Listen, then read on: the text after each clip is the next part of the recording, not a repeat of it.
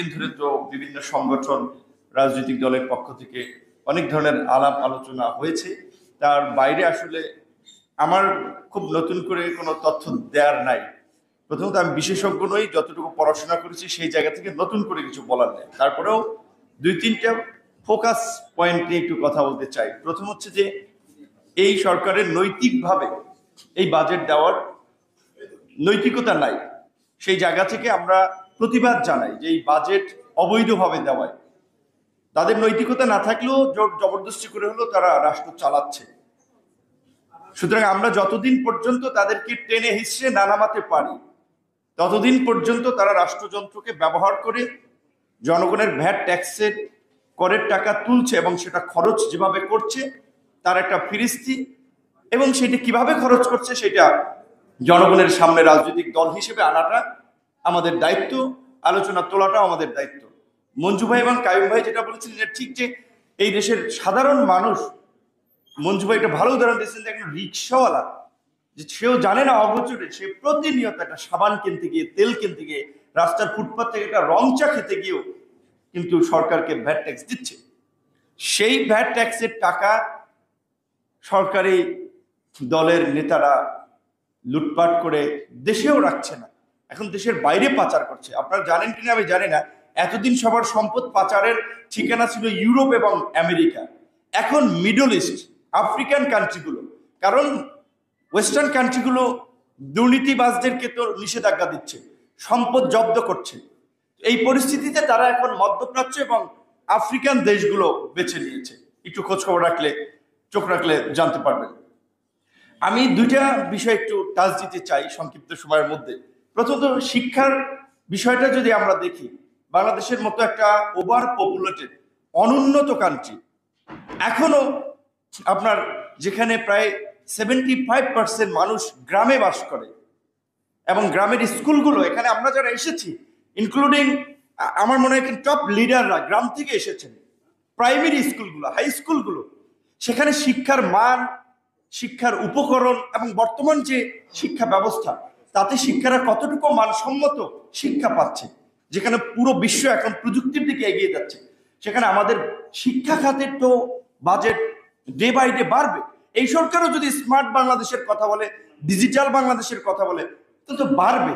কিন্তু 2021 এবং 22 সালে যেটা ছিল জিডিপির 2.08%, সেইটা আপনার কমতে কমতে এইবারে এসে দাঁড়িয়েছে 1.69, যেটা গতবারও ছিল 1.83।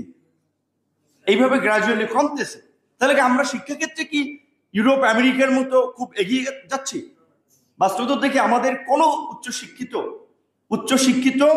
80% তরুণেরা দেশকে সামাজিকভাবে, অর্থনৈতিকভাবে নিরাপদ মনে করে না, যে কারণে তারা দেশে থাকতে চায়।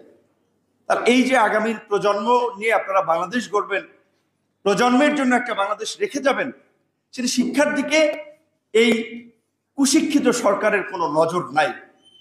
দ্বিতীয় একটা বিষয় যদি আসি, স্বাস্থ্যের মতো একটা গুরুত্বপূর্ণ বিষয়। বাংলাদেশের 24 লক্ষ মানুষ প্রতি বছর ভারত যায় চিকিৎসা করতে, অথচ ভারতের কাশ্মীর, নেপাল, ভুটান থেকে শিক্ষার্থীরা আসে আমাদের দেশে মেডিকেল পড়তে। এখানকার মেডিকেলের পড়াশোনার ফ্যাসিলিটিস, প্র্যাকটিক্যাল, নানান ধরনের সুযোগ সুবিধা আছে। আমি কয়েকজন টপ ডাক্তারের সাথে কথা বলে বোঝার চেষ্টা করেছি ভারত কেন যায়। তাদের মধ্যে অনেকে বলেছিল যে ওখানকার ডাক্তারদের যে বিহেভিয়ার, রোগীর প্রতি, বিদেশি রোগী হিসেবে তার যে দৃষ্টিভঙ্গি, ওই ডাক্তারের এই কেয়ারটেকারের কারণেই দেখা যায় রোগী 50% কনফিডেন্ট ফিল করে, দেন বাকিটা আস্তে আস্তে রিকভার করে। আমাদের দেশের ঢাকা মেডিকেল, বিএসএমইউর মতো প্রতিষ্ঠানে বাথরুমে গেলে বমি করে মানুষ অজ্ঞান হয়ে পড়ে। এত অপরিষ্কার, এত আবর্জনা যুক্ত থাকে। এই স্বাস্থ্য খাতে এই লুটেরা, দুর্নীতিবাজ, চোর, ডাকাত সরকার, তারা বরাদ্দ দিয়েছে জিডিপির 0.75% টাকায়, সেটা আপনার 41,000 কোটি টাকার মতো। এবার বিএসএমইউ ইন্টারকন্টিনেন্টালের যে পাশে একটা হসপিটাল হয়েছে, আপনারা জানেন কিনা আমি জানি না, এটা হচ্ছে Bangabandhu Sheikh Mujibur Rahman super special hospital, এটা হচ্ছে দক্ষিণ কোরিয়ার একটা সংস্থার অর্থায়নে ১,৫০০ কোটি টাকা বাজেটে।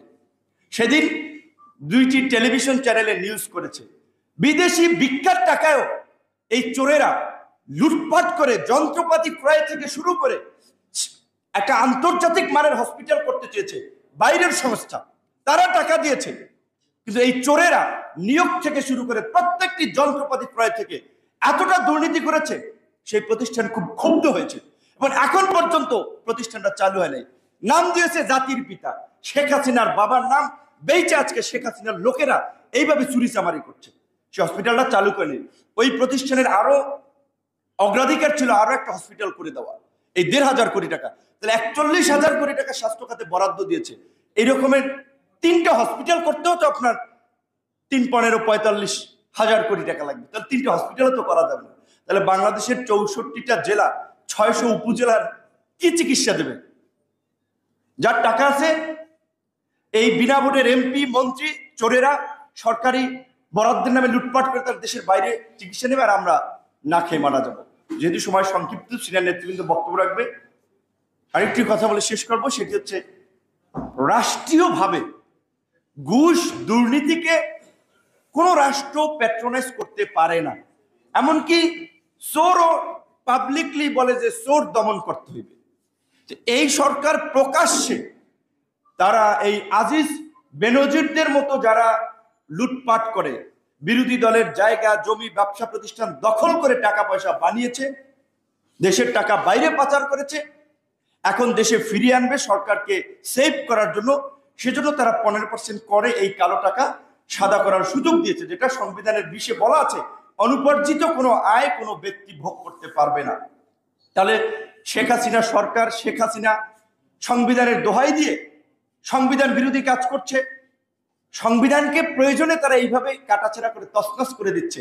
আর জনগণের গণ দাবি কেয়ারটেকার গভর্নমেন্টের ইস্যুতে তারা কিন্তু মানে নাই, সংবিধান দোহাই দিচ্ছে। অথচ দুর্নীতি ঘুষকে প্রাতিষ্ঠানিক রূপ দেওয়ার জন্য এই বাজেটে কালো টাকার সাদা করার সুযোগ দিয়েছে। আমাদের সর্বশেষ পরিষ্কার কথা হচ্ছে, এই বাজেটের অন্যান্য দিকের কথা বাদ দিলাম, এই কালো টাকা সাদা করার সুযোগ যদি সংশোধিত বাজেটে বাদ না দেওয়া হয়, অবশ্যই এইটাকে ইস্যু করেই আমাদেরকে একটা চরম আন্দোলন করে তুলতে হবে। কারণ আমাদের সমগ্র জাতিকে দুর্নীতিগ্রস্ত, নৈতিকভাবে বর্জিত একটা জাতিতে তারা পরিণত করতে চাচ্ছে, সেটা আমরা হতে দিতে পারি না। আসসালামু আলাইকুম, সবাই ভালো। সংগ্রামী বন্ধুগণ,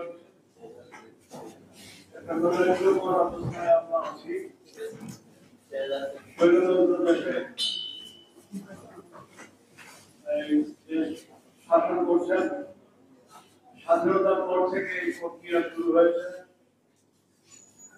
এক সময় দেখেছি আমরা যে বিভিন্ন কল কারখানা শিল্প প্রতিষ্ঠানকে কিভাবে লুটপাট করে তারা ধ্বংস করেছিল। আজকে যারা ক্ষমতায় তাদেরই পূর্বসূরি। আজকে তাদের উৎখাত করতে হবে। তাদের উৎখাত ছাড়া কল্যাণ রাষ্ট্র প্রতিষ্ঠা করা যাবে না। তাদের উৎখাত ছাড়া মূল্যস্ফীতি কমানো যাবে না। তাদের উৎখাত ছাড়া জনগণের বাজেট, সত্যিকারের বাজেট যেটা, সেটা প্রণীত হবে না। এবার আপনাদের সামনে বক্তব্য রাখছেন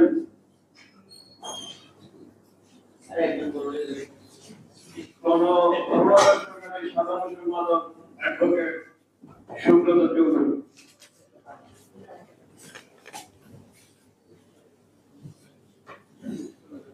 সম্মানিত সভাপতি, নাগরিক ঐক্যের সভাপতি জননেতা জনাব মাহমুদুর রহমান মান্না, আজকে বাংলাদেশের বাজেট নিয়ে নাগরিক ঐক্যের আলোচনায় প্রধান অতিথি হিসেবে উপস্থিত আছেন জাতীয়তাবাদী দল বিএনপির স্থায়ী কমিটির সদস্য, জাতীয় নেতা, প্রখ্যাত শ্রমিক নেতা জনাব নজরুল ইসলাম খান, শহীদুল্লাহ কায়সার, সমবেত নেতৃবৃন্দ, সমবেত বন্ধুগণ।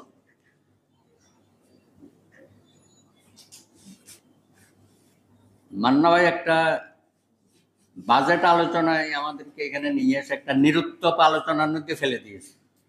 আমার খুব অস্বস্তি লাগছে। দেশের এই দুঃসময়ে যে সরকারটি আমাদের উপর চেপে বসছে, সেই সময়ে আমরা বসে এখানে সেমিনার করছি শীততাপ নিয়ন্ত্রিত করতে।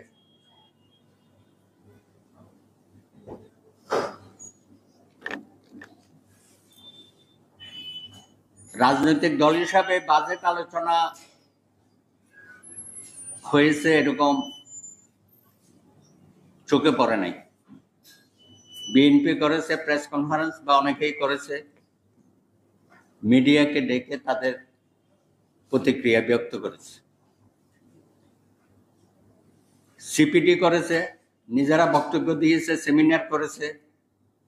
আমাদের সংবাদপত্র পরিষদ নোয়াব তারও বিশিষ্ট অর্থনীতিবিদকে ডেকে নিয়ে নিজেরা আলোচনা করেছে, টিআইবি করেছে।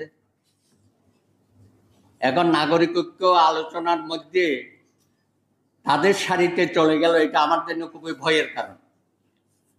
কেন, মান্না ভাইকে আমি তো রাজপথে দেখতে চাই।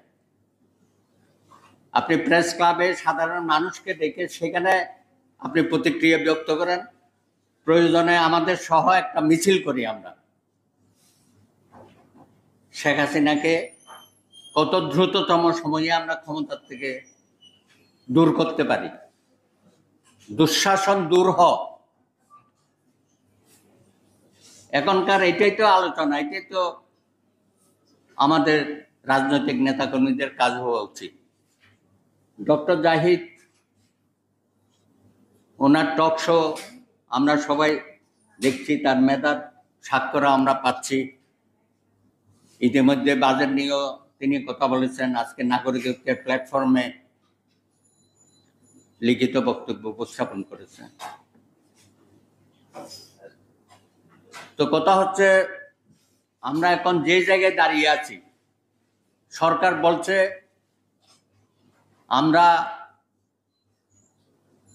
ব্যবসা বান্ধব সরকার না, ব্যবসায়ী বান্ধব সরকার, শিক্ষা বান্ধব সরকার, বিচার বিভাগ বান্ধব সরকার, ধর্মীয় সংখ্যালঘু বান্ধব সরকার, সব বান্ধব, এবং যত নিয়ম অনাচার আছে সবকিছুই তারা জিরো টলারেন্স। মানে কি ধরনের শুভঙ্করের ফাঁকি, এবং এত মিথ্যাচার নির্লজ্জভাবে প্রতিদিন প্রধানমন্ত্রী থেকে শুরু করে তার আশেপাশে যারা আছে, ওবায়দুল কাদের সহ, জাতির সামনে যেভাবে প্রতারণা করে, আমি তো মনে করি এই বাজেটটা আরেকটা প্রতারণা, প্রবঞ্চনা। এই যে এক সময়ে মোনায়েম খান বলতো, আমার সরকার আপনাদেরকে অনেক বাস দিয়েছে, দরকার হলে ভবিষ্যতে আরো বাস দেবে। এগুলো আমাদের ছাত্র জীবনের কথা আর কি। হাসিনা আমাদেরকে তো বাস দিয়েই যাচ্ছে, এখন এই বাজেটটা হচ্ছে একটা বাস। আরো ছাড়িয়া হতা আছে যে বাড়িয়া বাস, বাড়িয়া বাস বুঝার নেবা। হ্যাঁ হ্যাঁ হ্যাঁ, ভাটিকা বাসও দিছে, এখন হাতে হারিগানে ধরাইয়া দিছে, যা বাড়ির যা। তা আমরা কি এইভাবে সময় নষ্ট করব?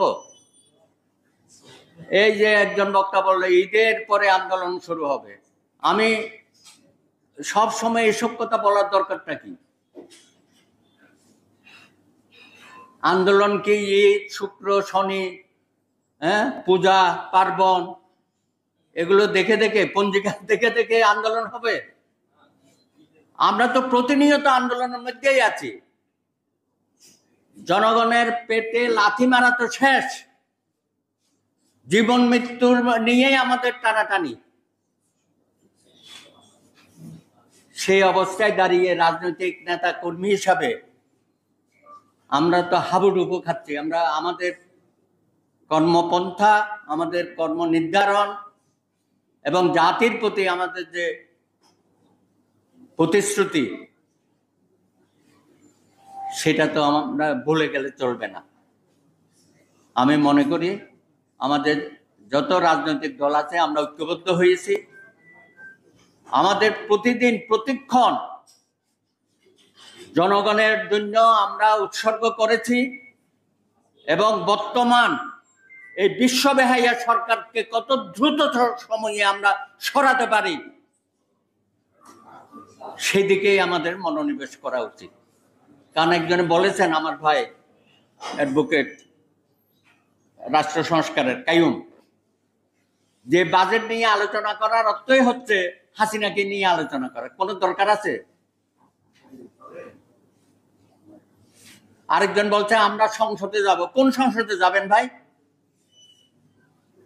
এইসব কি কথা বলা শুরু করতে আপনারা? যেখানে ন্যূনতম গণতন্ত্র নাই, ভোটাধিকার নাই, ভোট ব্যবস্থা ধ্বংস, কথা বলার স্বাধীনতা নাই, মিডিয়াগুলো একচেটিয়া দখল করে রাখছে, আর সাহেব বিবি গোলাম তো আছে, ওটা তো এখন আর কেউ দেখে না। বাংলাদেশে ভিটিপি বলে যে একটা জিনিস আছে, এটা জনগণ ভুলেই গেছে। এত ঘৃণা এটার প্রতি। সেই অবস্থায় দাঁড়িয়ে আপনি যখন এসব প্রতিষ্ঠানের কথা বলেন, এই যে আমি কালকেও বিচার বিভাগের কথা বলেছি, আমরা তো পাপ করেছি, মহাপাপ, যে এই ধরনের প্রতিষ্ঠানে আমরা এখনো আইনজীবী হিসাবে যেতে হচ্ছে, আমাদেরকে কালো গাউন পড়তে হচ্ছে, বিশ্ববিদ্যালয়ে আমাদের ছেলে মেয়েদেরকে পাঠাতে হচ্ছে, চিকিৎসার জন্য বাধ্য হয়ে হসপিটালগুলোতে যেতে হচ্ছে, and so on। যেখানে আমাদের জীবন মরণ সমস্যা প্রতিনিয়ত, সেখানে আমি মনে করি আমাদের একাডেমিক আলোচনা করার এখন সুযোগ নেই। আন্দোলনকে আরো কত ব্যবহার করা যাবে, তীব্র থেকে তীব্রতর কত যাবে, সেই আলোচনা করে সেই এজেন্ডা নিয়ে আমরা সারা দেশে ঘুরে বেড়াই। ধন্যবাদ।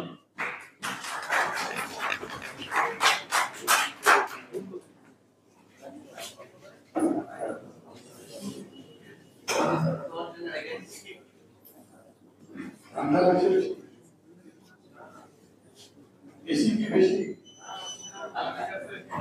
কোনো উত্তর নাই, বেশি বন্ধ করে দিতে পারি।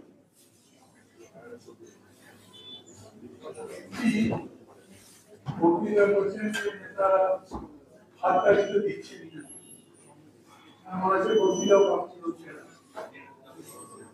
তারা যেটা বললে যে এইটাই তাই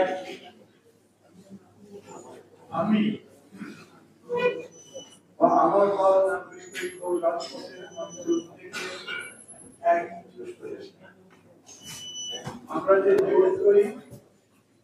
আমরা যে জোর করি গণতন্ত্র মঞ্চ, সেটাও ধারাবাহিকভাবে আন্দোলনে আছে। মাত্র কয়েকদিন আগে মানসিক পরে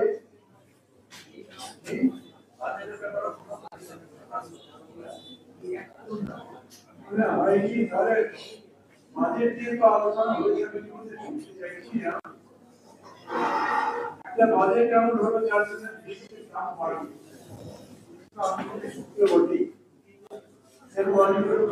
আছে যেই কারণে আমরা মনে করি পলিটিক্স উইদাউট সার্ভিস, এই জন্য আমরা কিন্তু প্রায় প্রত্যেক বছর বাজেটের উপরে সেমিনার আমাদের কাছে বাজেটটাকে আমি পরিবর্তন করবার জন্য বাজেটটা খুব ইম্পর্টেন্ট। আমি যাই হোক উত্তর তৈরি করে কি আমরা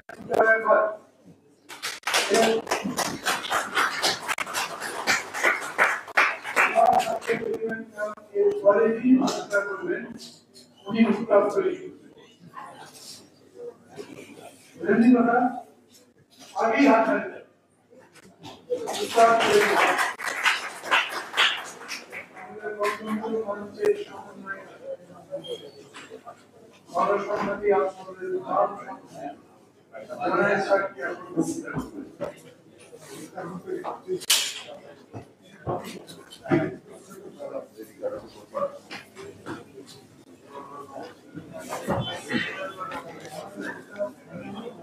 নাগরিক ঐক্যকে ধন্যবাদ এই আলোচনা আয়োজন করার জন্য। আমি প্রথমে দুঃখ প্রকাশ করছি, আমি কিছুটা দেরিতে এসেছি এবং আরো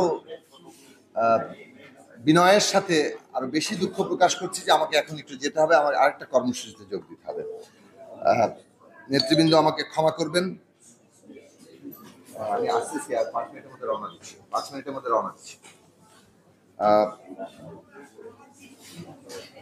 বাজেট নিয়ে যে আলোচনা, আমি এটা জরুরি মনে করি। বাজেট নিছক কেবল আয় ব্যয়ের হিসাব নয়। জেনারেলি মনে হতে পারে বাজেট মানে হচ্ছে কেবল একটা আয় ব্যয়ের হিসাব, কিন্তু আসলে এই আয় কোথা থেকে করা হবে, ব্যয় কোথায় করা হবে, সেটার পেছনে একটা সরকারের নীতি কাঠামো, তার যে বিভিন্ন বিষয়ক নীতি, সেটা পরিপূর্ণভাবে প্রকাশিত হয়। ফলে বাজেটই আসলে একটা সরকারের চেহারাটাকে দেখিয়ে দেয়। যেমন কার কাছ থেকে কর নেওয়া হবে, প্রত্যক্ষ কর কত নেওয়া হবে, অপ্রত্যক্ষ কর কত নেওয়া হবে, কোন কোন খাতে সেই টাকাগুলো খরচ করে ফেলা হবে। তো সেই দিক থেকে আমরা কয়েকটা বিষয়ে এই সরকারের চরিত্র আমরা জানি, এ ব্যাপারে কোনো সন্দেহ নাই। একটা ফ্যাসিস্ট কর্তৃত্ববাদী সরকারের মধ্যে আমরা আছি, কিন্তু এই সরকার যে তার পুরো রাষ্ট্রশক্তিটাকে ব্যবহার করে পুরো অর্থনৈতিক প্রক্রিয়ার উপরে তার নিয়ন্ত্রণ এবং প্রভুত্ব পুরোপুরি কায়েম করে প্রতি মুহূর্তে জনগণকে ছেবলা বানাচ্ছেন, তাকে একেবারে শুষে নিয়ে একেবারে বড় লোকের পকেটে, কতিপয়ের পকেটে টাকা ঢুকাচ্ছেন। এই সরকার যন্ত্রটা যে একটা পাইপ হয়ে দাঁড়িয়েছে, যে মানুষের কাছ থেকে টাকা শুষে নিয়ে কতিপয়ের পকেটে ঢুকিয়ে দেওয়া। এইটা আমাদের আরো ভালো করে এক্সপোজ করা দরকার, উন্মোচন করা দরকার, বিশেষত জনগণের কাছে। জনগণ ক্রমাগত একটা নাভিশ্বাসের দিকে অগ্রসর হচ্ছেন, এবং এটাও রাজনৈতিক সংগ্রামের জন্য আমাদের অ্যাসেস করা এটা খুব দরকারি। আজকে বাজেটও থেকে এটা পরিষ্কারভাবে বোঝা যাবে যে এই দিকে মানুষ কতটা যাচ্ছে। যেমন ধরুন, এই বাজেটে সরকারের প্রথমবারের মতো একটা স্বীকৃতি আছে এই 16তম বছরে এসে, যে দেশে একটা অর্থনৈতিক সংকট তৈরি হয়েছে। এর আগ পর্যন্ত কিন্তু ডিনায়াল ছিল, না কোনো সংকট নাই। আর কিছু কথা বললেই ওই ইউক্রেন যুদ্ধ, ওই প্যালেস্টাইনের যুদ্ধ, মানে কিংবা কোভিড পরিস্থিতি ইত্যাদি কথা তারা বলতেন। কিন্তু এই যে তারা অর্থনৈতিক সংকটের একটা স্বীকৃতি দিলেন, কিন্তু কি কারণে এই সংকটটা তৈরি হলো এর কোনো আলোচনা কিন্তু সরকার করছে না। এবং এই জায়গাটাতেই আমাদের খুব গুরুত্বের সাথে দেখা দরকার যে যে কারণে এই অর্থনৈতিক সংকট তৈরি হচ্ছে, আন্তর্জাতিক একটা প্রভাব আছে, সেটা কোনোভাবেই অস্বীকার করা যাবে না। কিন্তু আন্তর্জাতিক প্রভাব সকল দেশের জন্যই প্রযোজ্য। এই আন্তর্জাতিক প্রভাব কোন দেশ কিভাবে মোকাবেলা করবে সেটা নির্ভর করে ওই নির্দিষ্ট দেশের অর্থনৈতিক অবস্থা কতটা মজবুত ভিত্তির উপর দাঁড়িয়ে আছে। বাংলাদেশ যে অর্থনৈতিক ধসের দিকে যাচ্ছে, এটা প্রমাণ করে যে বাংলাদেশের নিজস্ব অর্থনৈতিক ভিত্তি ভয়ঙ্কর। তাহলে তাদের যে এই ফানুস, উন্নয়নের ফানুস, আমরা মানে মিডল ইনকাম দেশের দিকে চলে যাচ্ছি, আমরা বিরাট উন্নয়ন করে ফেলেছি, এইটা যে ভেতর থেকে ফাঁপা, এটা যে ভেঙে পড়ার উপক্রম হতে পারে, এই জায়গাটা আমাদের স্পষ্ট করে বলা দরকার, এবং সেটার লক্ষণটা এসছে। আমরা দেখছি যে এই প্রক্রিয়াটার অভ্যন্তরীণ কারণ হচ্ছে যে সম্পূর্ণ এই উন্নয়নের নামে সরকার একটা লুণ্ঠনতন্ত্র কায়েম করেছে, এবং এই লুণ্ঠনতন্ত্রটাকে অবাধ করেছে। তারা নিজেরা ক্ষমতায় থাকার জন্য কতিপয়কে লুটপাট করার একটা অবাধ সুযোগ দিয়েছে।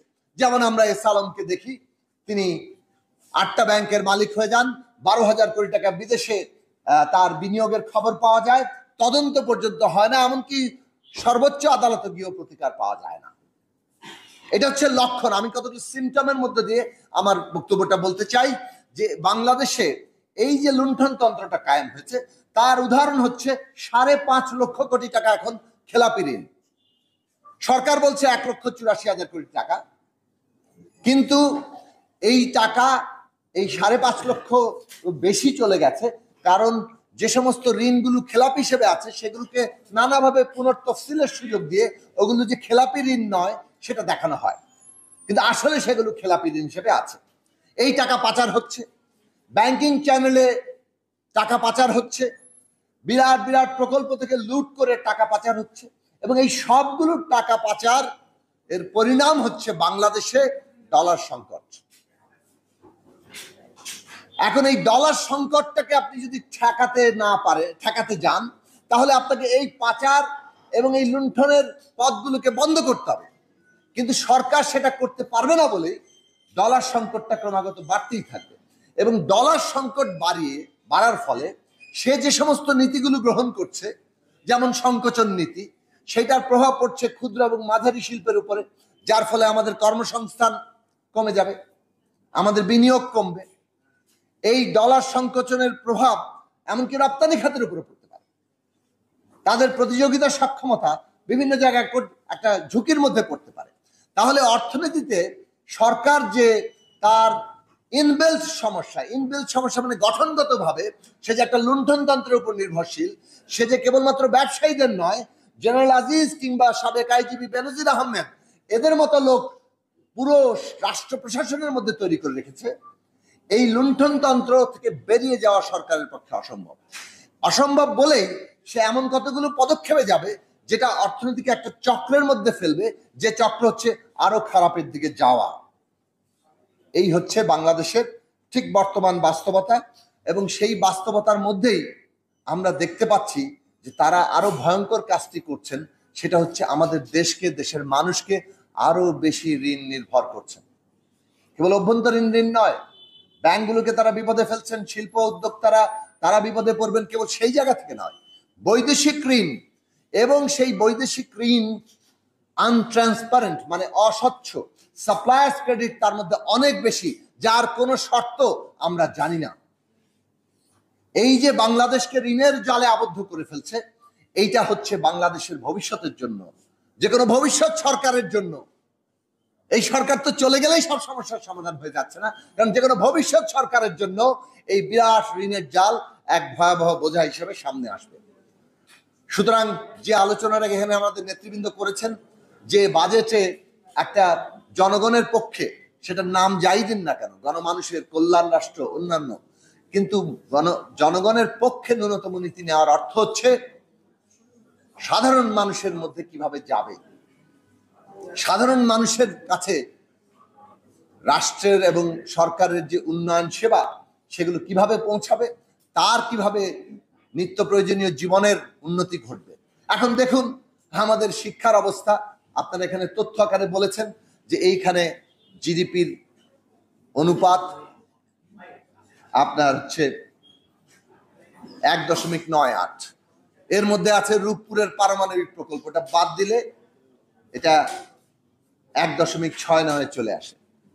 কিন্তু এই যে শিক্ষা খাতে 1,11,000 কোটি টাকা বরাদ্দ ধরেছে, গত বছরের হিসাবটা দেখেন 1,04,000 কোটি টাকা বরাদ্দ ছিল, কিন্তু সংশোধিত বাজেটে 89,000 কোটি টাকা এসেছে। স্বাস্থ্য খাতে 38,000 কোটি টাকা বরাদ্দ ছিল, সংশোধিত বাজেটে 29,000 কোটি টাকায় চলে এসেছে। তার মানে এরা যা প্রথমে বলে সেটাও কিন্তু এই বছরের শেষে খরচটা হবে না, এটা থাকবে না। কিন্তু বাংলাদেশের শিক্ষা এবং স্বাস্থ্য খাতে শূন্য পদ আছে, হাজার হাজার লক্ষ ছাড়িয়ে গেছে শূন্য পদ। আমাদের তরুণরা চাকরি পায় না, কিন্তু এই বাজেট বরাদ্দের অভাবে চাকরির ব্যবস্থা হচ্ছে না, শিক্ষা স্বাস্থ্য কোন রকম ন্যূনতম ভিত্তির উপর দাঁড়াচ্ছে না। কিন্তু আমাদের মেগা প্রকল্পের জন্য টাকা ঋণ করা হচ্ছে। এই যে সরকারের একটা ভয়ঙ্কর চেহারা, এই চেহারাটা আমাদের উন্মোচন করা দরকার।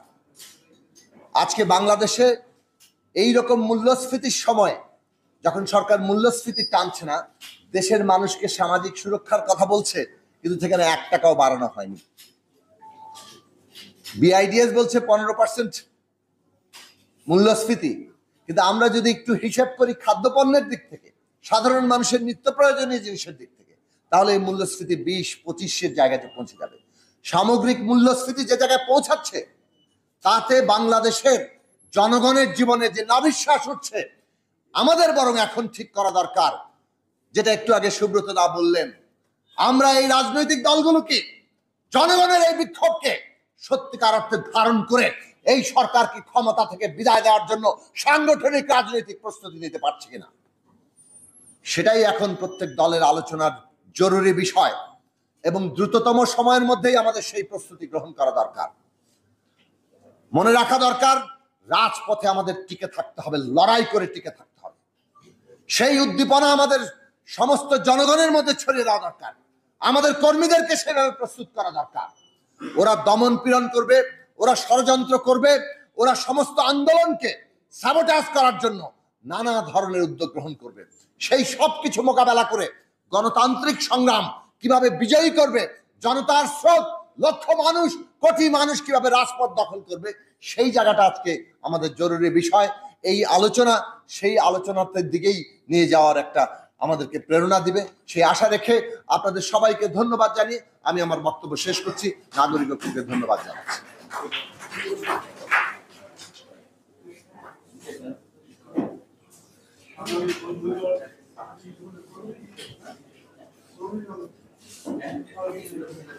সংগ্রামী বন্ধুগণ, যারা রাষ্ট্র ক্ষমতায় আছেন তারা লুটপাট করছেন, তাদের বড় সাহেবরা পুলিশে যারা আছেন তারাও লুট করেছেন। আপনাদের সামনে প্রকাশিত হয়েছে তাদের লুটের কাহিনী। সেনাপ্রধান আজিজ এই লুটেরা শাসকদের কর্মী বাহক ছিলেন, এদের বিচার দাবি করছি আমরা। এবার আপনাদের সামনে বাজেট নিয়ে আলোচনা করবেন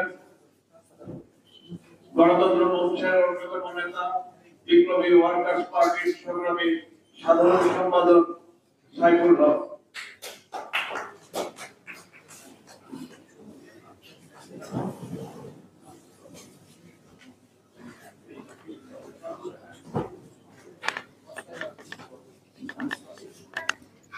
নাগরিক ঐক্যের আজকের এই বাজেট আলোচনা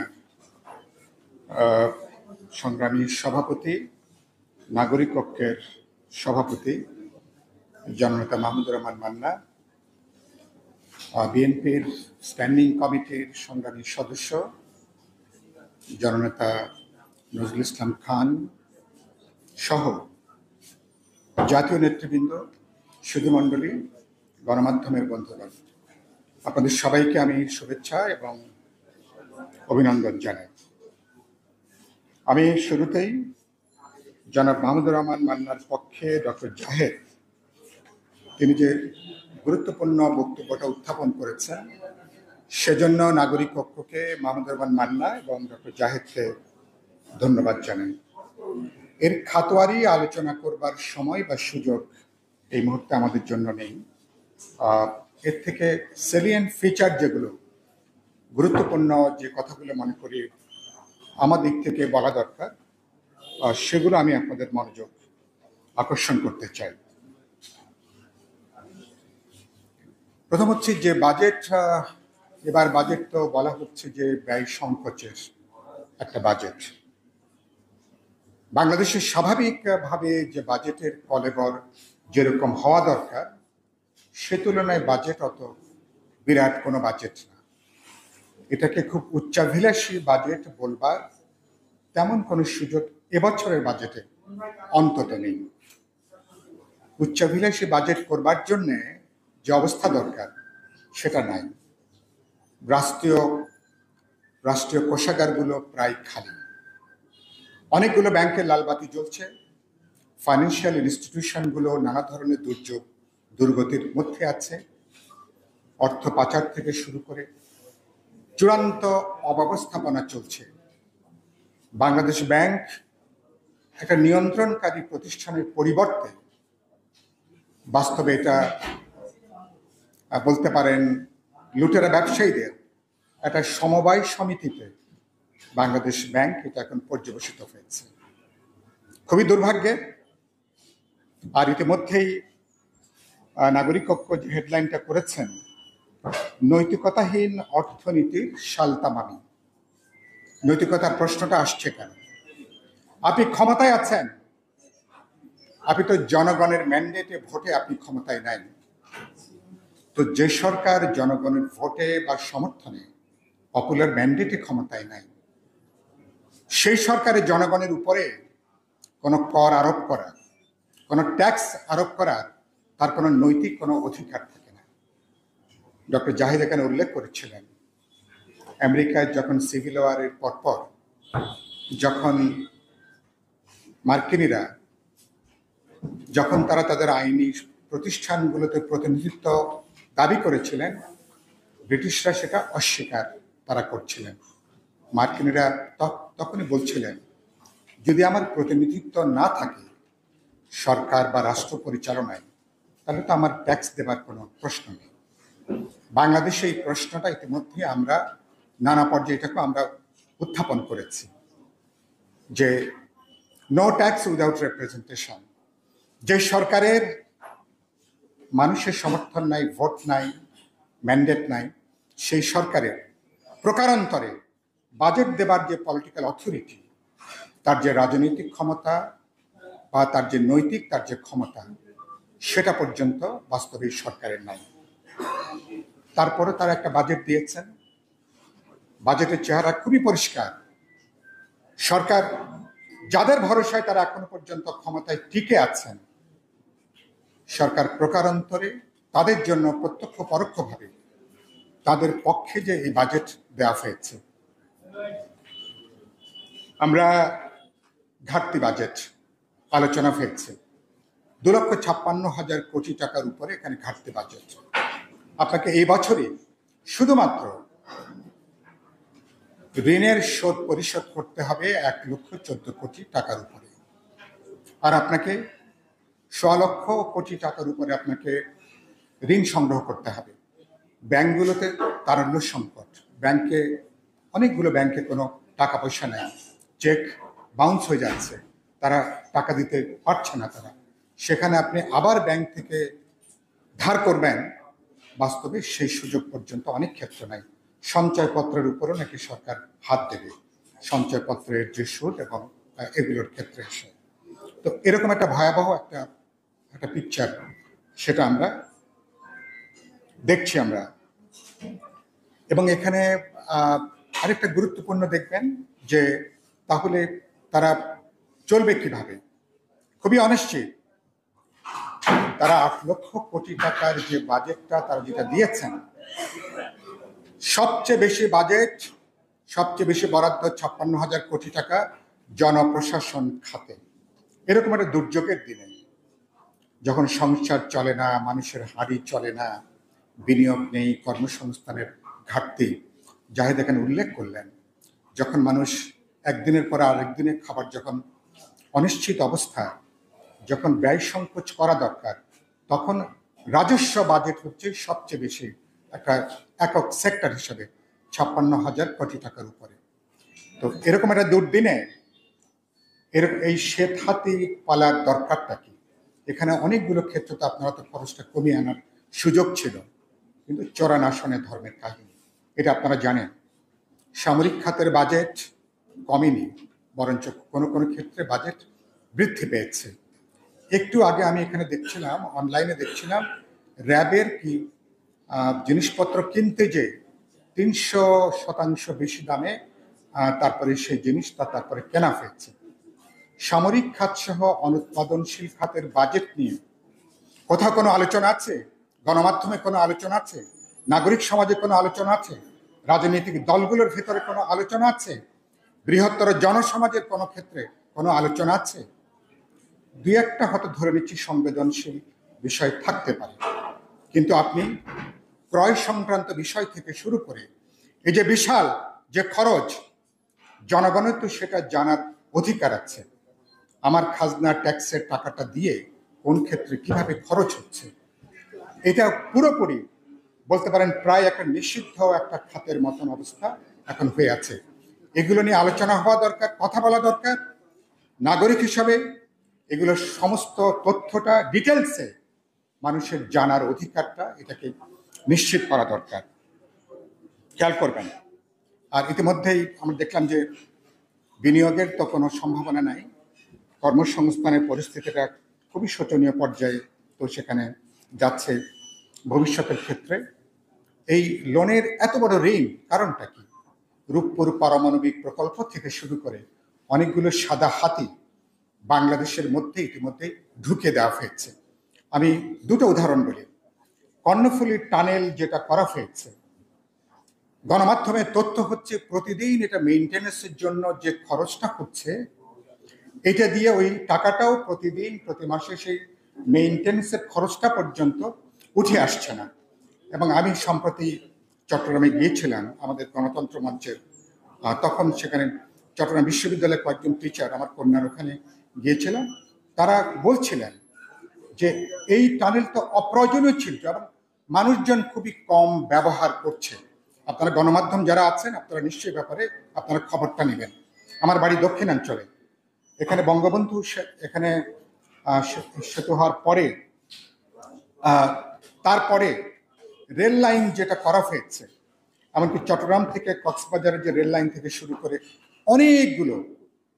অনেকগুলো অপ্রয়োজনীয় মেগা প্রকল্প হাতে নেওয়া হয়েছে শুধুমাত্র ঠাটবার দেখানোর জন্য, উন্নয়নের কথিত গল্পটা দেখানোর জন্য। অ্যাটলিস্ট অর্ধেকের মতন মেগা প্রকল্পগুলো কোনো দরকার ছিল না সেটা, এবং তার যে সুদ আমাদেরকে এখন পরিশোধ করতে হচ্ছে। ফলে শেষ পর্যন্ত এটা চাপটা তো মানুষের উপরে। বিদ্যুৎ খাতে এখন আপনি যে ভর্তুকি দিচ্ছেন, হাসনাত কাইমানের কথাটা উল্লেখ করলেন এবং আরো দুই একজন কথাটা বললেন, এগুলো পুরোপুরি বিশেষ গোষ্ঠী বিশেষ কোম্পানিকে তাদের কাছে রাষ্ট্রীয় কোষাগারের টাকা প্রকারান্তরে তাদের হাতে একভাবে তুলে দেওয়া হচ্ছে। আর আমার এখানে মৌলিক যে খাতগুলো এখানে আলোচনা হয়েছে, শিক্ষা, স্বাস্থ্য, বাসস্থান, কর্মসংস্থান, আমার কৃষি, শিল্প, এগুলো এখনো পর্যন্ত তেমন কোনো মনোযোগের জায়গাটা এ পর্যন্ত সেগুলো আসেনি। আমি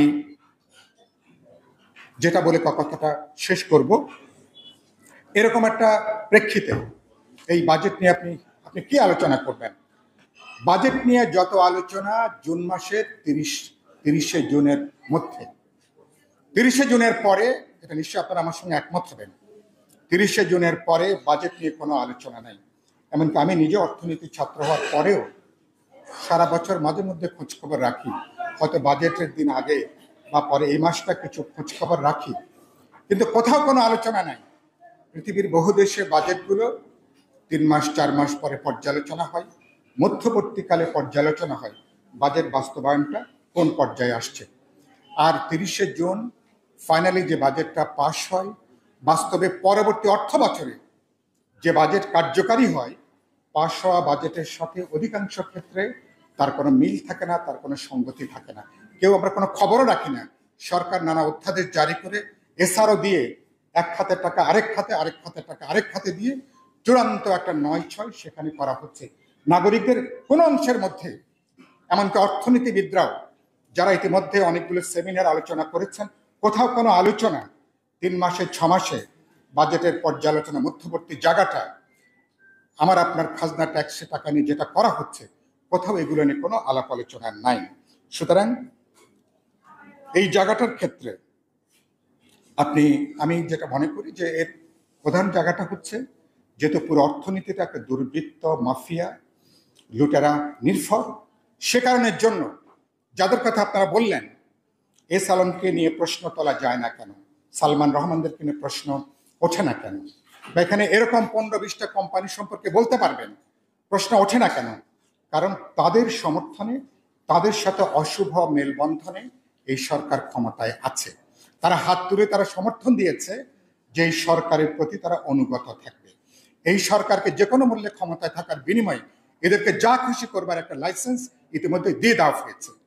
ফলে এসব আলোচনা আমাদের জন্য একাডেমিক আলোচনার দিক থেকে খুব গুরুত্বপূর্ণ, কিন্তু এসব আলোচনার শেষ কথা হচ্ছে যেটা, এই জালিয়াত, দুর্বৃত্ত, যার কোনো ম্যান্ডেট নাই, প্রতিনিধিত্ব নাই, শেষ পর্যন্ত আপনি এদেরকে বিদায় দেওয়া ছাড়া জনকল্যাণমুখী অথবা মানব কল্যাণমুখী, জনগণের কাছে দায়বদ্ধ থাকবে, প্রশ্ন তুলবে, এরকম কোনো সরকার, রাষ্ট্র, সাংবিধানিক ব্যবস্থা প্রতিষ্ঠা করা ছাড়া সত্যি সত্যি আমরা যেরকম বাজেট দেখতে চাই তার কোনো সম্ভাবনার জায়গাটা নেই।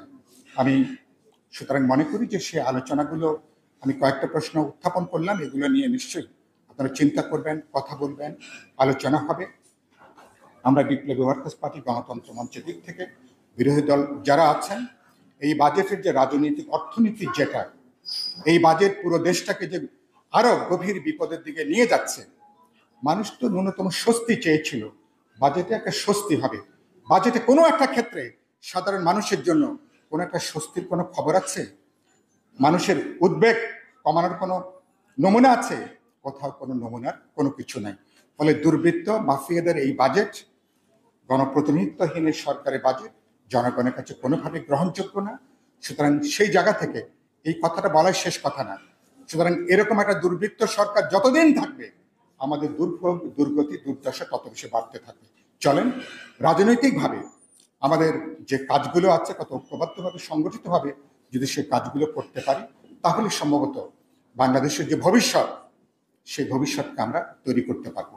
আপনাদের সবাইকে শুভেচ্ছা, সালাম, অভিনন্দন দিয়ে আমার কথা এখানে শেষ করছি।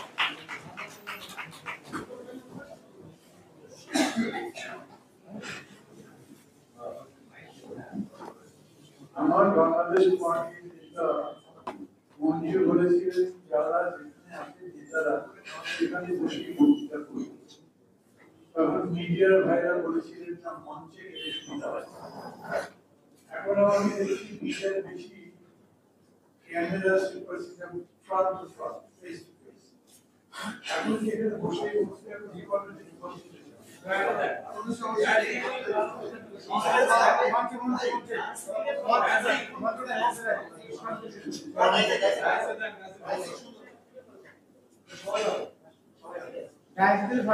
বিএনপি স্থায়ী কমিটির সদস্য, শ্রমিক নেতা, রাজনৈতিক নেতা, রাজপথের লড়াইতে সৈনিক বলে বাংলায় নাম, সৈনিকদের প্রতিস্থাপনা করতে পারে।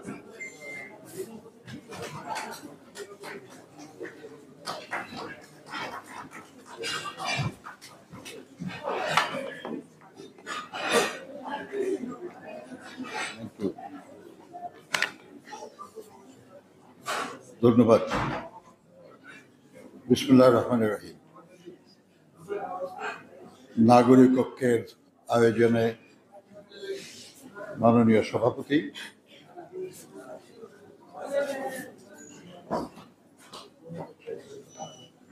এক সময়ের তুখোড় ছাত্রনেতা,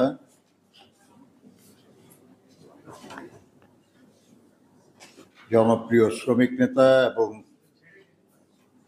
রাজনীতিবিদ জনাব মাহমুদুর রহমান মান্না, সম্মানিত আলোচকবৃন্দ, বিভিন্ন রাজনৈতিক দলের প্রতিনিধিবৃন্দ, প্রিয় সাংবাদিক বন্ধুগণ, ভাই ও বোনেরা, আসসালামু আলাইকুম।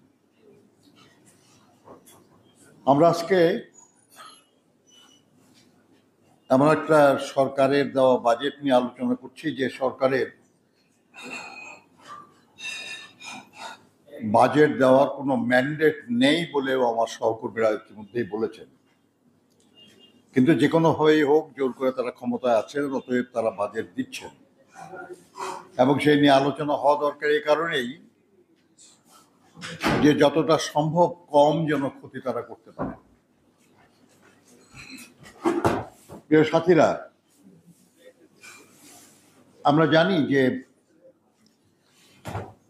মুক্তিযুদ্ধ করে যখন আমরা দেশটা স্বাধীন করেছিলাম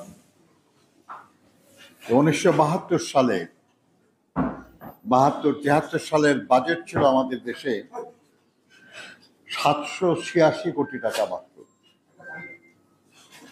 এবারের বাজেট হয়েছে 7,99,000 টাকার মতো, অর্থাৎ প্রায় 1000 গুণ বেশি। এই যে বিশাল পরিবর্তন, উন্নয়ন কিংবা বৃদ্ধি যাই বলুন না কেন,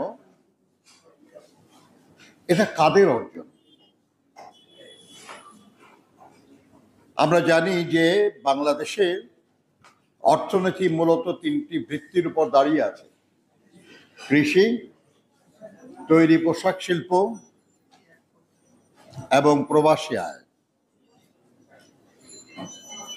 অর্থাৎ আমাদের সক্ষমতা বৃদ্ধির মূল শক্তি দেশে বিদেশে কর্মরত শ্রমজীবী মানুষ এবং এদেশের কৃষিজীবী মানুষ, কৃষক। কিন্তু আমরা এই বাজেটে সেই কৃষক, সেই শ্রমিক, সেই পেশাজীবী, সেই প্রবাসী শ্রমিক, তাদের জন্য আমরা কি দেখছি?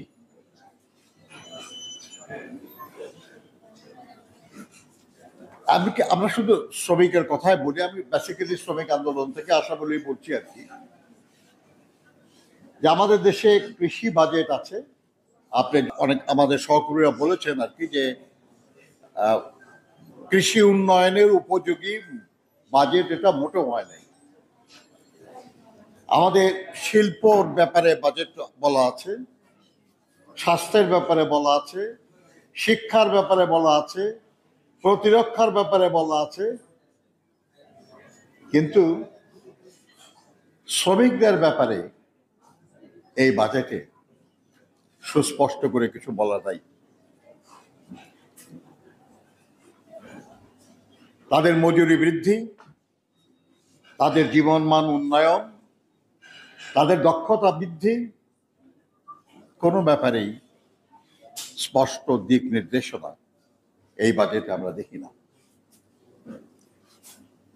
অন্যদিকে 1972-73 সালে বাংলাদেশের ভূমিহীনের সংখ্যা ছিল 32%। এটা বেড়ে এখন হয়েছে 76%।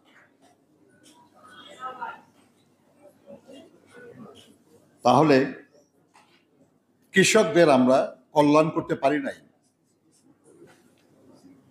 তারা আরো বেশি ভূমিহীন হয়ে পড়েছে, আরো বেশি নিঃস্ব হয়ে গেছে। এদের কল্যাণের জন্য কি প্রস্তাবনা আছে এই বাজেটে? আমাদের দেশে আয় বৈষম্য কি পরিমাণ বেড়েছে, এটা আমরা যারা পত্রপত্রিকা পড়েন তারা সবাই আপনারা দেখেছেন। স্বাস্থ্য ক্ষেত্রে বৈষম্য বেড়েছে, শিল্প ক্ষেত্রে বৈষম্য বেড়েছে, স্বাস্থ্য এবং সম্পদের ক্ষেত্রে বৈষম্য বেড়েছে, এমনকি খাদ্য গ্রহণে বৈষম্য বেড়েছে। বৈষম্য বেড়েই চলেছে, ধনী আরো ধনী হচ্ছে, দ্রুত বৃদ্ধি পাচ্ছে অতি ধনীর সংখ্যা। এমনকি একটা রিপোর্ট বলছে যে জনসংখ্যার অনুপাতে আমাদের দেশের, বাংলাদেশের অতি ধনী বৃদ্ধির সংখ্যা এমনকি চীনের চেয়েও বেশি অনুপাতে।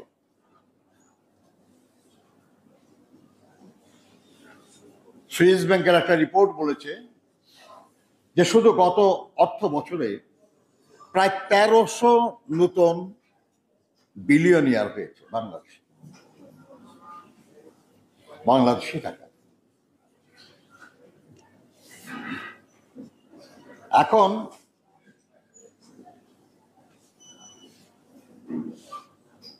যতটুকু বা মানুষ উপার্জন করে, সেটা একজন কৃষি শ্রমিক বলুন বা একজন শিল্প শ্রমিক বলুন কিংবা একজন স্বনিয়োজিত শ্রমিক বলুন, যেমন একজন দোকানদার, একটা রিক্সাওয়ালা, একটা হকার, জিনিসপত্রের দাম যত বাড়ছে তত তার প্রকৃত উপার্জন কমে যাচ্ছে। সে তো নিম্ন আয়ের মানুষ, সে তো ঘুষ খায় না, সে তো অর্থ পাচার করে না, সে তো চোরাচালানিতে যুক্ত না, কিন্তু তাকেও তার জীবন এবং পরিবার নিয়ে চলতে হয়, বাঁচতে হয়। তার প্রকৃত উপার্জন দ্রুত হ্রাস পাচ্ছে।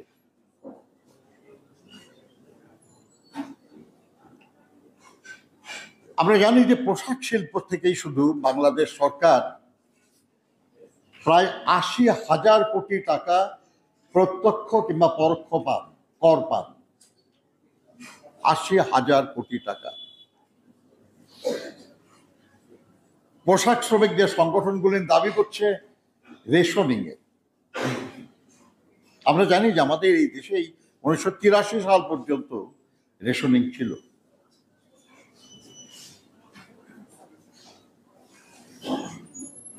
সব গার্মেন্টস শ্রমিকদেরকে, যত গার্মেন্টস শ্রমিক আমাদের আছে, তাদের সবাইকে রেশন দিলে ব্যয় হয় 10,000 কোটি টাকা। যে শিল্প থেকে আপনি 80,000 কোটি টাকা শুধু রাজস্ব আহরণ করেন, ওই শিল্পটাকে টিকিয়ে রাখার জন্য, ওই শিল্পের মানুষদেরকে বাঁচিয়ে রাখার জন্য 10,000 কোটি টাকা ব্যয় আপনার কাছে অসহ্য মনে হয়। আর প্রতি বছর গার্মেন্টস মালিকদেরকে আপনি রপ্তানির উপর ইনসেন্টিভ দেন এর চেয়ে অনেক বেশি।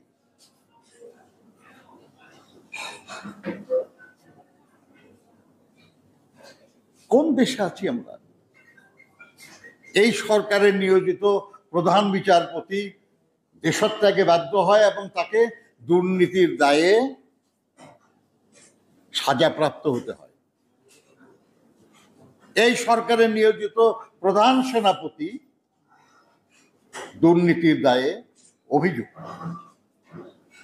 এই সরকারের নিয়োজিত পুলিশ প্রধান দুর্নীতির দায়ে অভিযুক্ত। এই সরকারের নিয়োজিত মন্ত্রীর বিরুদ্ধে অর্থ পাচারের অভিযোগ, এমপিদের বিরুদ্ধে চোরাচালানির অভিযোগ। কোনো বিচার নাই। আর কষ্ট পাবে সাধারণ মানুষ। কৃষক যে দামে তার উৎপাদিত সম্পদ বিক্রি করে, পণ্য বিক্রি করে, ভোক্তারা তার চেয়ে অনেক বেশি দামে কিনতে বাধ্য হয়। যারা মাঝখানে এটাকে বাড়িয়ে ফেলে তাদের বিরুদ্ধে কোনো ব্যবস্থা নেই। যে দামে ভোক্তারা কেনে, মোটামুটি এই পরিমাণ টাকা যদি উৎপাদক পেত তাহলে তাদের কষ্ট দূর হতো। অন্যদিকে যারা উৎপাদক, তারা যে দামে দ্রব্য বেচে, মোটামুটি ওর কাছাকাছি দামে যদি আমরা যারা ভোক্তা আমরা কিনতে পারতাম তাহলে আমাদের কষ্ট কম হতো। অথচ আমরাই সংখ্যাগরিষ্ঠ যারা উৎপাদন করেন এবং যারা ভোক্তা। আমরা দুইজনই টপছি। অল্প হাতে গোনা কিছু মানুষ বেনিফিটে করছে। এরাই এই সরকারের শক্তি, এদেরই এই সরকার, এরাই সরকার। এই সরকার জনগণের সরকার নয়। এই সরকার ওই উৎপাদকেরও না, এই সরকার ভোক্তারও না, এই সরকার ওই কৃষকেরও না যে ক্রমান্বয়ে আরো ভিন্নহীন হচ্ছে, এই সরকার ওই শ্রমিকেরও না যার জীবন মান প্রতিনিয়ত অবনমিত হচ্ছে। বন্ধুরা আমার,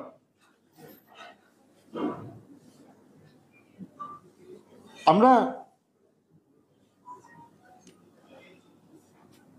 আমাদের দেশে রেশন যে দেওয়া হয় না তা তো না। এমন প্রায় 20 লক্ষ মানুষকে রেশন দেওয়া হয় যাদেরকে অর্থনীতির ভাষায় অন্তত উৎপাদনশীল বলা যায় না। প্রয়োজনীয় মানুষ তারা গুরুত্বপূর্ণ, আমরা কখনো দাবি করি না যে তাদেরটা বন্ধ করে।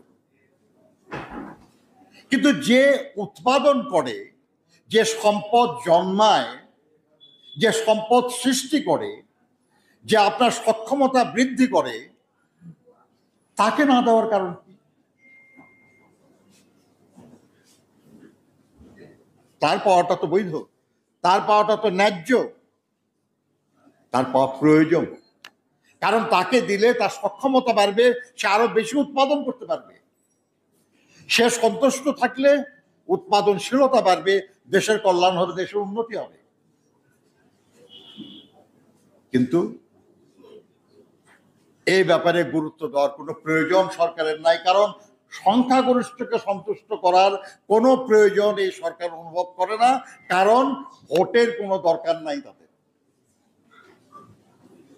ভোটের দরকার হলে সংখ্যা গুরুত্বপূর্ণ। আমরা সংখ্যায় বেশি কিন্তু গুরুত্বহীন, কারণ আমাদের দরকার নাই।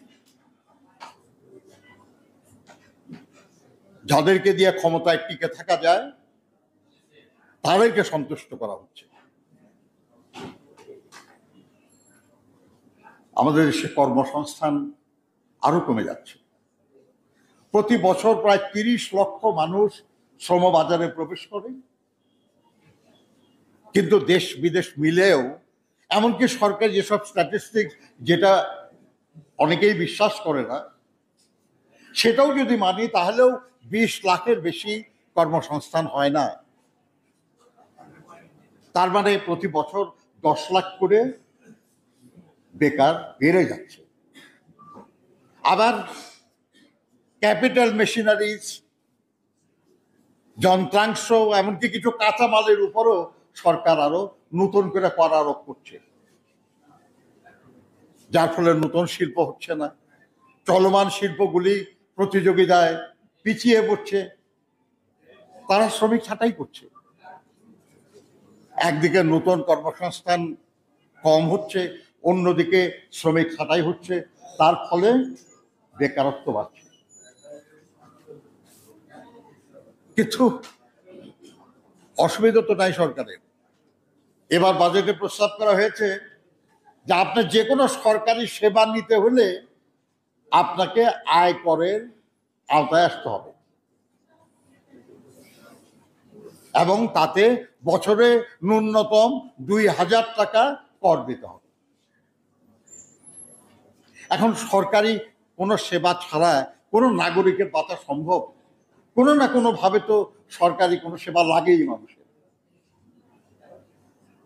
আর লাগলেই আপনাকে কমপক্ষে 2000 টাকা কর দিতে হবে। করের আওতা বাড়ল। এখন একজন 20-30 হাজার টাকা উপার্জন করে যারা, সেরকম একজন লোকও 3.5 লাখ টাকা পর্যন্ত যদি আপনার উপার্জন হয়, তাহলে আপনার কর দেওয়া লাগবে না। কিন্তু যার উপার্জন নাই, আপনি একেবারে নির্ভরশীল লোক অন্যর উপর, তেমন লোকেরও যদি সরকারি সেবার প্রয়োজন হয়, তাকে তো এই আওতায় আসতে হবে এবং 2000 টাকা কর দিতে হবে। এই সাধারণ মানুষের উপর কর আরোপ করার মতো অমানবিক শুধু তেমন সরকার হতে পারে যে সরকারের জনগণের প্রতি কোনো দায়বদ্ধতা নাই। তাদের সন্তুষ্টি অসন্তুষ্টিতে এদের কিছু আসে যায় না। এখন এর প্রতিবাদ, শিল্প বন্ধ হয়ে যাচ্ছে, তারা প্রতিযোগিতা হারায় ফেলতেছেন, এই নিয়ে প্রতিবাদ করার কথা তো আমাদের চেম্বারগুলিরও। খুব মৃদু প্রতিবাদ, যদিও তাদের সঙ্গে আলোচনা করেই করা হয়েছে, তাদেরই প্রতিনিধিরা মন্ত্রিসভাতে আছেন, সংসদে আছেন, কিন্তু তারপরেও তারাও যে খুব খুশি তা না, বোঝা যায় কিছু। অর্থনীতিবিদরা অনেকেই কিছু প্রতিবাদ করছেন, আবার ফরাসুদ্দিন সাহেবদের মতো প্রবীণ অর্থনীতিবিদদের বলতে শুনি, মরিতে চাহি না আমি সুন্দর ভুবনে, ভয়ে অস্থির।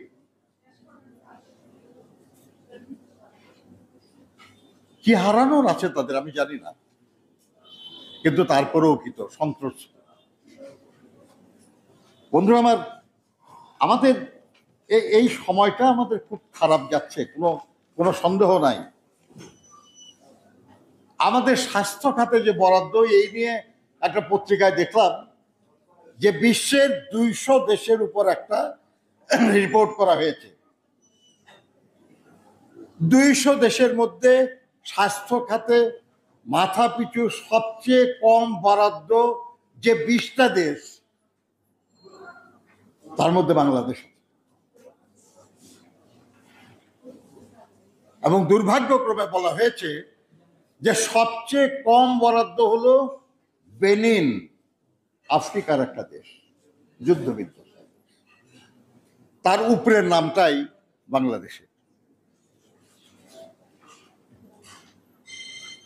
এই উন্নতি করেছি আমরা এত বছরে। আমাদের জিডিপির হিসাবে তো বরাদ্দ আরো কমে গেছে গত বছরের তুলনায়। এখন প্রতি বছর ৮৬ লক্ষ মানুষ চিকিৎসা করতে গিয়ে অতি দরিদ্র হয়ে যাচ্ছে। অসুখ বিসুখের উপর হাত নাই তো আপনার। আমি নিজে বলছি, আমার স্ত্রী অসুস্থ, টাকার চিকিৎসা করতে যে নিঃস্ব হয়ে যাচ্ছি। আরো যারা সাধারণ মানুষ, একটা রিক্সাওয়ালা, একটা দোকানদার, একটা হকার, একটা কৃষক, তার পরিবারের কেউ যদি অসুস্থ হয়ে পড়ে, আমাদের দেশে তো ৭০% বেশি চিকিৎসা খরচ আমাদের নিজেদের দিতে হয়, সরকার দেয় না। পৃথিবীর বহু দেশ আছে যেখানে নাগরিকরা অসুস্থ হলে সরকারি খরচে চিকিৎসা পায়, আমরা তো পাই না, আমাদের নিজেদের ব্যয় করতে হয়।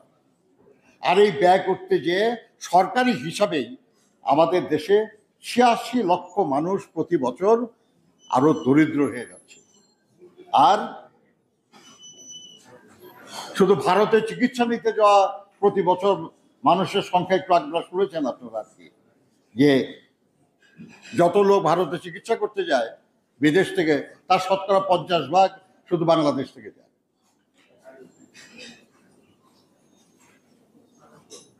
আর স্বাস্থ্য সেবায় আমি একটু বলতেছিলাম যে প্রায় ৭০-৭৩%, এটা রিপোর্ট সরকার, যে আমাদের চিকিৎসা ব্যয়ের ৭৩% আমাদের নিজেদের পকেট থেকে খরচ করতে হয়।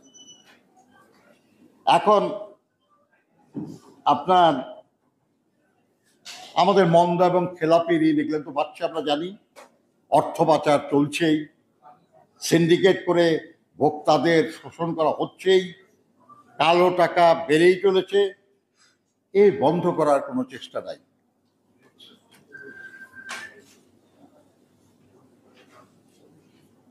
আপনি যদি সৎ মানুষ হন ৩০% পর্যন্ত ট্যাক্স, আর কালো টাকা সাদা করতে 15% হলে চলবে। কোন বিচার ভাই? আপনি কেন 30% দিবেন? সরকারের খুব অতি আপন আনিসুল ইসলাম মাহমুদ সাহেব দেখলাম বক্তৃতা করছে, কোনো ব্যবসা করেন যে আমি তো ট্যাক্স দেবো না, কারণ আমি এটা পরের বছর কালো টাকা পাঠায় এটা আমি দেবো, কারণ আমার খরচ কম পড়বে। যে কেউ মনে করতে পারে এটা। তা আপনি উৎসাহিত করতেছেন মানুষকে খারাপ হওয়ার জন্য। এটা কোনো সরকারি নীতি হতে পারে? মুদ্রাস্ফীতি, খাদ্য মূল্যস্ফীতি, এগুলো তো বেড়েই চলেছে, এবং শহরের চেয়ে গ্রামে আরো বেশি বাড়ছে। এগুলো আমাদেরকে মনে রাখতে হবে। মানুষ কতদিন টিকবে এই অবস্থায় আল্লাহ জানেন ভালো। বলা হচ্ছে ভর্তুকি দেওয়া হয়েছে অনেক টাকা, 111 লক্ষ কোটি টাকা, 111 হ্যাঁ এরকমই বোধহয় টাকা দেওয়া হচ্ছে আর কি। কিসে ভর্তুকি দিচ্ছেন আপনি? সরকারি কর্মচারী পেনশন দেন, ওটাকে দেখাতেছেন ভর্তুকি। স্কুল কলেজের ছাত্রদেরকে আপনি স্টাইপেন্ড দেন, লেখাপড়া করে ভালো রেজাল্ট করলে স্টাইপেন্ড পাবে, সেটাও দেখাতেছেন আপনি ভর্তুকি।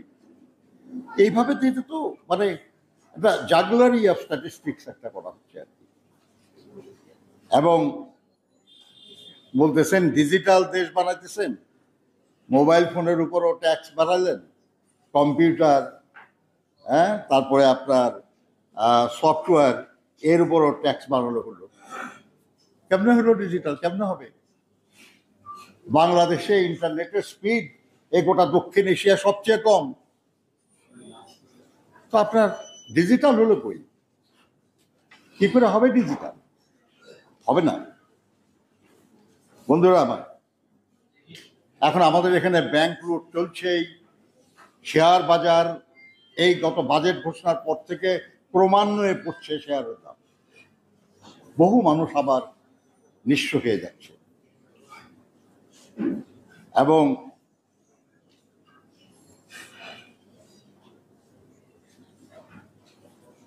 এক্ষেত্রে কোথায় সমাধান? কোথায় আমি এবং দামির সংসদে কোনো সমাধান আসবে বলে আমরা মনে করি? কখনো না, কোনো সুযোগ নাই।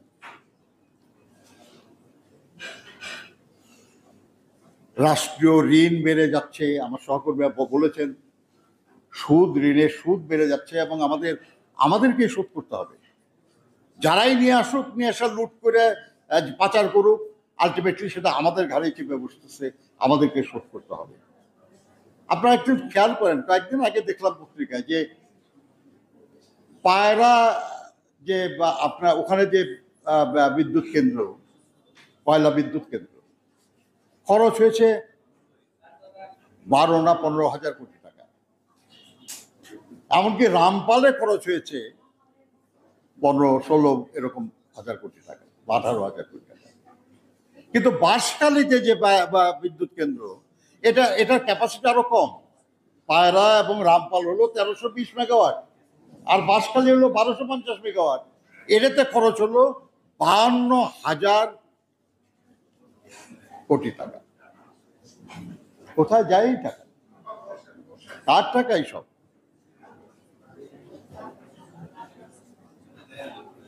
আমাদের দেশটাকে ফতুর করে ফেলা হচ্ছে। আমরা এখান থেকে বাঁচতে চাই, আর বাঁচতে হলে উপেক্ষিত এবং এই বঞ্চিত জনগণ যারা, তাদেরকে জাগ্রত করা এবং তাদেরকে সাথে নিয়ে ঐক্যবদ্ধভাবে গণ আন্দোলনের কোনো বিকল্প নেই।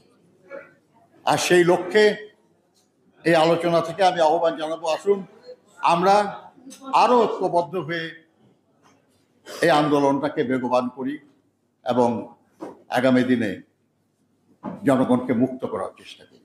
আপনাদের সবাইকে ধন্যবাদ। আল্লাহ হাফেজ। বাংলাদেশ। সংগ্রামী সাথীরা, এবার সভাপতির বক্তব্য রাখবেন আমাদের দলের সভাপতি, নাগরিক ঐক্যের সভাপতি, গণতন্ত্র মঞ্চের নেতা জনাব মাহমুদুর রহমান মান্না।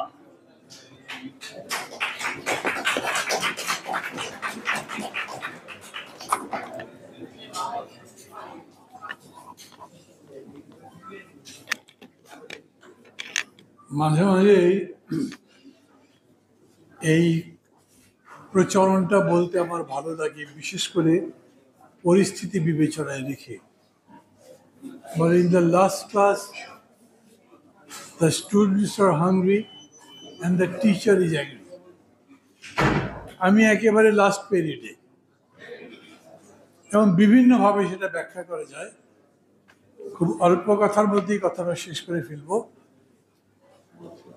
মূল কথা যেটা আছে সেটা আমরা আমাদের এই পেপারে বলেছি, এটা আমাদের দলের বক্তব্য, আমি আগেই বলেছি, আমারও বক্তব্য। এর সাথে আজকে যে আলোচনা বিভিন্ন বক্তারা করেছেন তার দুটো একটা পয়েন্ট কেবল যুক্ত করব।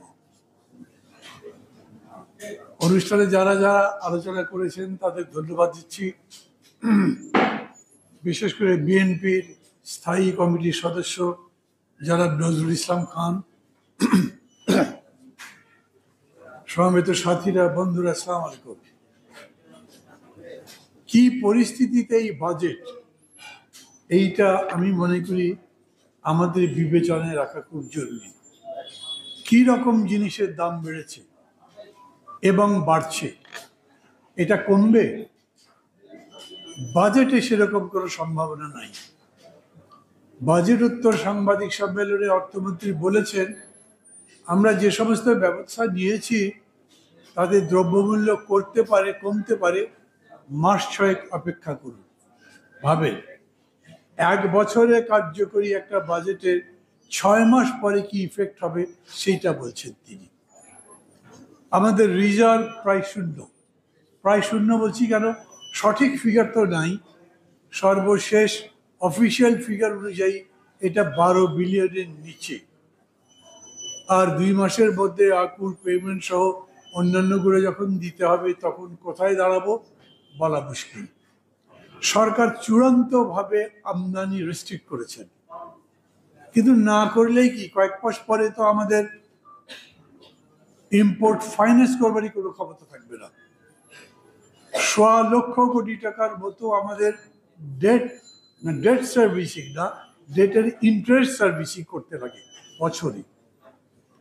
এর মধ্যে আমরা চেষ্টা করলেও আমাদের রিজার্ভ বাড়াতে পারছি না, এর মধ্যে চেষ্টা করলেও আমাদের টাকার মান আনতে পারছি না, এর মধ্যে ব্যাংক প্রায় ধ্বংসপ্রাপ্ত, সেই ব্যাংককে আবার আগের জায়গায় ফিরিয়ে আনতে পারছি না।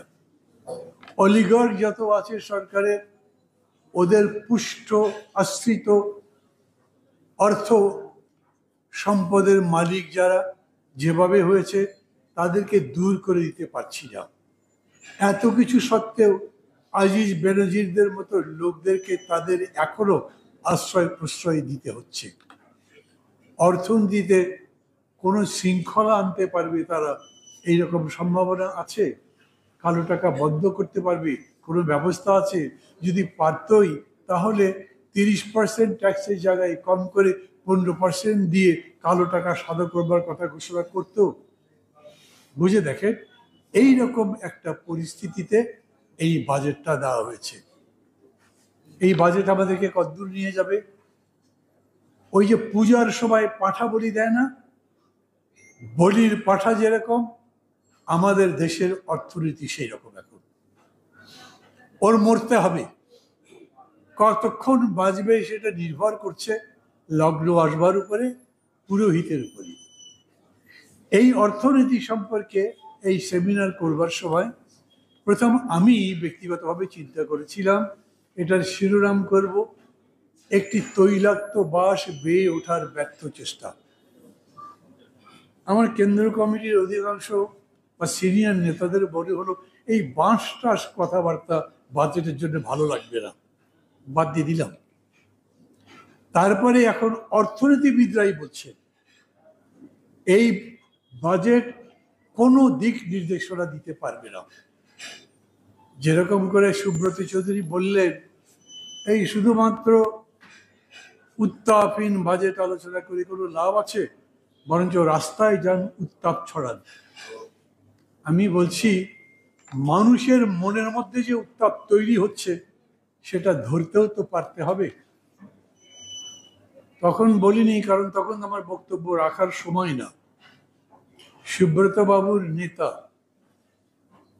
তখন ছিলেন, এখনো আছেন সম্ভবত, আমি নাম বলছি না, চিনলে চিনবেন, বাংলাদেশে এক নামে পরিচিত বিশাল মাপের নেতা।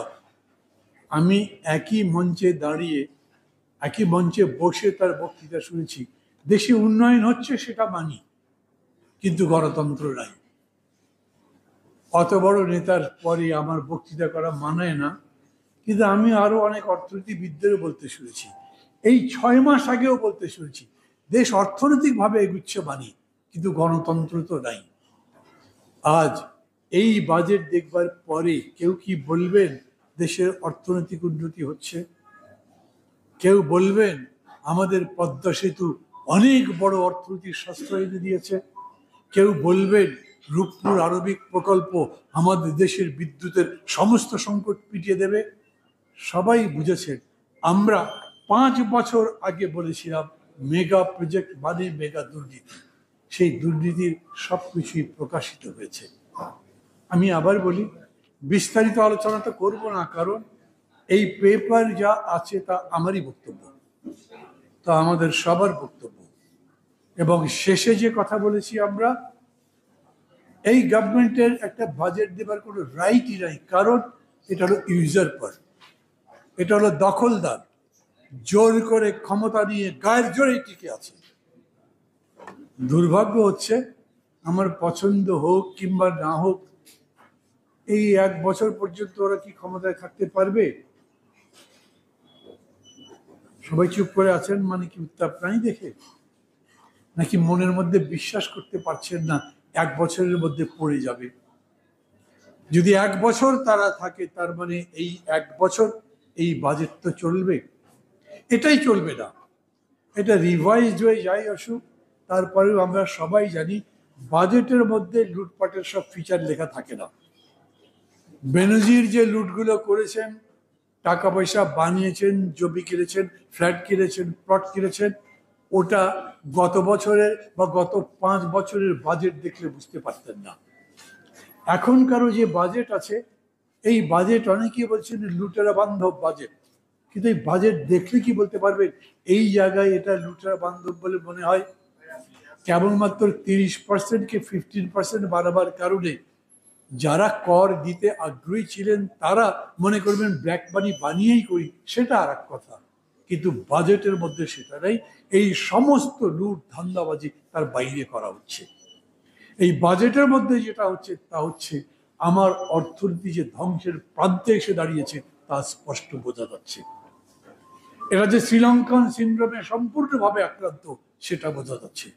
মানুষকে বলতে পারছি এই গভর্নমেন্ট, এই বাজেট, এই সরকার দাম কমাতে পারবে না, দেশের ব্যাংকের অবস্থা ফিরিয়ে আনতে পারবে না, কাজেও ভোট দিতে দেয় না। সেই জন্য যেমন আন্দোলন করবেন, বুঝে দেখবেন নিজের বাঁচার জন্যও আপনাকে আন্দোলন করতে হবে। কেউ কেউ এরকম বলে না, আন্দোলন কেন করবে বলেন, আওয়ামী লীগ ফেলে দেবেন তাই তো, তারপরে কি আসবে বিএনপি, তো একই তো হবে। এখন আমরা বলছি এটা আওয়ামী লীগ বিএনপি বদলের লড়াই তো না, আপনার বাঁচার লড়াই। এটা বাজেট দেখিয়ে বলতে পারবো, এই বাজেট দেখিয়ে বলতে পারবো কোনোভাবে এই জিনিসের দাম কমবে না। এই বাজেট দেখিয়ে বলতে পারবো ব্যাংকের লুটতরাজ অব্যাহত থাকবে। এই বাজেট দেখিয়ে বলতে পারবো ধনী আরো ধনী হবে, গরিব মানুষ মারা যাবার মতো। অতএব গরিব মানুষ, নিম্নবিত্ত, মধ্যবিত্ত, নিম্ন মধ্যবিত্ত, এমনকি উচ্চ মধ্যবিত্ত, এদের সবাইকে আগামী দিনের এই আন্দোলনে সামিল হতে হবে, তার কোনো বিকল্প নেই। আমি আবার বলি, একটা একাডেমিক আলোচনা করার মানে এই নয় যে পথের আন্দোলন ছেড়ে দিচ্ছি, বরঞ্চ এই সত্যি পথের আন্দোলনকে যখন একটা একাডেমিক্সে রূপান্তরিত করতে পারবেন, রাজপথের স্লোগানকেও যখন সাহিত্য বানাতে পারবেন, রাজপথের লড়াইকেও যখন একটা আর্ট বানাতে পারবেন, তখনই আন্দোলন জিততে পারবেন। এই যে অভ্যুত্থানের কথা আমরা বলি, এই অভ্যুত্থান তো একটা শিল্পের মতো, এমনভাবে হতে হবে, মানুষকে এমনভাবে পরিকল্পনা মতো আপনি সামনের দিকে নিয়ে যাবেন, আপনি আক্রমণ এমনভাবে শত্রুর বিরুদ্ধে রচনা করবেন, এমন জায়গায় আঘাত করবেন যাতে শত্রু পরাজিত হতে বাধ্য হয়, এমন জায়গায় আপনি আপনার এমন সময় আপনি নির্ধারণ করবেন যেটা বিজয়ের জন্য সবচাইতে ভালো সময় হয়। এই কারণেই থিওরি এবং প্র্যাকটিস মিলেই বিপ্লব হয়। এই কারণেই একাডেমিক্স এবং পলিটিক্স দুটো একসাথে যেতে হয়। পলিটিক্স নিশ্চয়ই ফিল্ডের কাজ, কিন্তু পলিটিক্স একই সঙ্গে একটা থিওরিও বটে। বাজেট আলোচনা এই কারণেই করছি এবং গুরুত্বপূর্ণ মনে করি। আমরা এটাও মনে করি এই আলোচনার ভিত্তিতে এখান থেকে যা শিখছি, আগামী দিনের সরকারের দুর্বলতা যেমন বুঝছি, তেমনি করে মানুষের শক্তিও বুঝছি। সেই শক্তি নিয়ে ঈদের পরে নাকি ঈদের 2 মাস পরে ওই রকম কোনো কথা নয়। আন্দোলন যেরকম করে চলছে লাগাতারভাবে চলবে। এই আন্দোলন ততক্ষণ পর্যন্ত চলবে, আমরা শেষে যেরকম বলেছি, যতক্ষণ পর্যন্ত বিজয় অর্জন না করতে পারি ততক্ষণ পর্যন্ত লড়াই অব্যাহত থাকবে। আচ্ছা, কিন্তু এরকম কি বলা যাবে যে কাল থেকে ভাই সব বাদ দিয়ে আন্দোলন করেন, তো গরু টরু কিনবে না, লোকে কোরবানি দেবে না, ঈদ তো পালন করবে? এই জন্যই অকেশনগুলো আমাদের বিবেচনায় নিতে হয়। সেই বিবেচনার কারণে নয়, সার্বিক পরিস্থিতি বিবেচনা করেই আমরা বলছি লড়াইটা অব্যাহত থাকবে। সময়ক্ষণ বুঝে বুঝেই আমরা আমাদের কাজ করব। বিজয় নিশ্চয়ই হবে, কোনো সময় অন্যায় চিরস্থায়ী হতে পারে না। ভালো থাকবেন সবাই, সবাইকে ধন্যবাদ জানাচ্ছি। আজকের কর্মসূচি এখানেই সমাপ্ত ঘোষণা করছি।